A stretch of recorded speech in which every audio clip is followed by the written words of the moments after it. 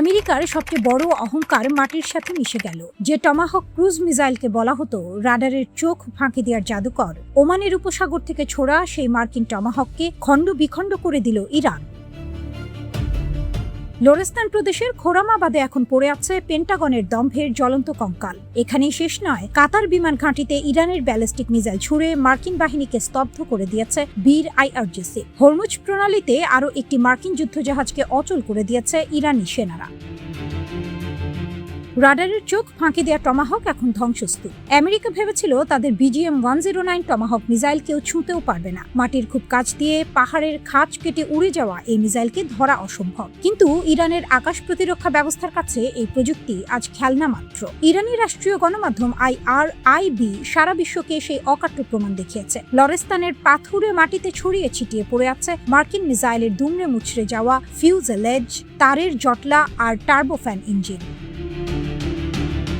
Iran স্পষ্ট করে দিয়েছে, তোমাদের সেরা অস্ত্র আমাদের আকাশসীমায় ঢুকলে তা স্রেফ আবর্জনায় পরিণত হবে। মার্কিন সেন্টকম মুখ লুকিয়ে রাখলেও সত্যতা আজ দিবালোকের মতো স্পষ্ট। ইরান আকাশ প্রতিরক্ষায় বিশ্বকে নতুন ইতিহাস দেখাচ্ছে। আমেরিকা এই সপ্তাহে ইরানের ওপর প্রায় 140টি টার্গেটে কাপুরুষোচিত বিমান ও ড্রোন হামলা চালিয়েছিল। 3 রাতে 300-র বেশি জায়গায় আঘাত করে পেন্টাগন ভেবেছিল ইরানকে ভয় পাইয়ে দেবে, কিন্তু ইরান ভয় পেতে শেখেনি। ইরান পাল্টা আঘাত এনেছে আরও দ্বিগুণ শক্তিতে।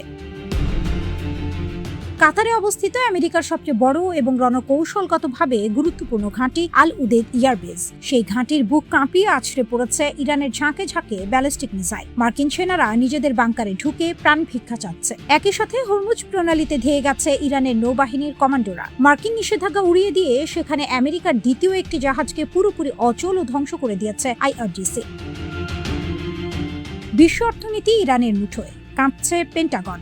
আমেরিকা আন্তর্জাতিক জাহাজ চলাচলের নিরাপত্তার দোহাই দিয়ে যুদ্ধ করতে এসেছে, কিন্তু তারা জানে না হরমুজ প্রণালীর চাবিকাঠি কার হাতে। ইরান এই প্রণালীতে কঠোর বিধিনিষেধ আরোপ করেছে। বিশ্ব জ্বালানি সরবরাহের প্রধান ধমনী এখন ইরানের নিয়ন্ত্রণে। মার্কিন যুদ্ধবিমান, ড্রোন আর যুদ্ধজাহাজ যতই আকাশে কিংবা সাগরে টহল দিক না কেন, ইরানের একের পর এক মিসাইল ইন্টারসেপশন আর পাল্টা কাউন্টার অ্যাটাক আমেরিকার আত্মবিশ্বাসকে গুঁড়িয়ে দিয়েছে।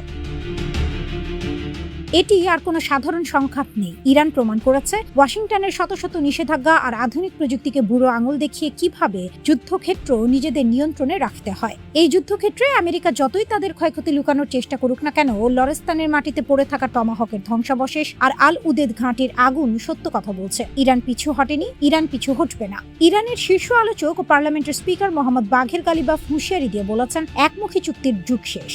আমরা আগেই বলেছিলাম প্রতিশ্রুতি রক্ষা করুন, না হলে তার মূল্য দিতে হবে। সামাজিক যোগাযোগ মাধ্যম এক্সে দেয়া এক পোস্টে তিনি এই হুঁশিয়ারি দেন। পোস্টে তিনি আরো লেখেন, বাস্তবতা এখন দরজায় কড়া নাড়ছে।